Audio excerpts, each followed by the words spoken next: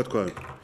Þá er það annað dagskrárliður, aðalskipulag Akureyrarbæjar, Akureyrarfyrirgefi 2005-2018 stækkun á íbúðasvæði við Klettaborg. Bæjarfulltrúi Ingibjörg Ólöf Ísaksen tekur til máls.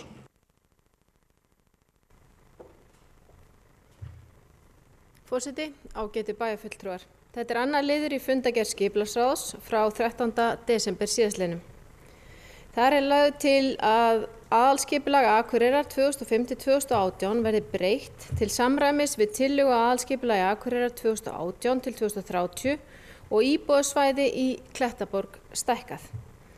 Skipulagsráð telur að hér sé að ræða óverulega breyting á gildandi aðalskipulagi sem hafi ekki verulegar breytingar í landnotkun í för með sér og sé ekki líklega til að hafa mikil áhrif á aðila eða á stór svæði.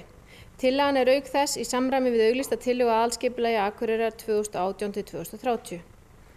Að þessu athuguðu leggur skipulagsráð til við bæjarstjórn að tillagan verði samþykkt og afgreidd samkvæmt 2. málsgrein 36. grein skipulagslaga nr. 123 frá árinu 2010 og sviðsstjóra verði falið að senda rökstudda tillögu breytinguna til Skipulagsstofnunar.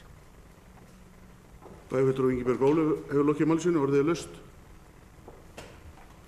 Það sem enginn hefur kast til hljóðs, göngum við til atkvæðagreiðslu, þeir sem geta samþykkt við þess að gefa merki.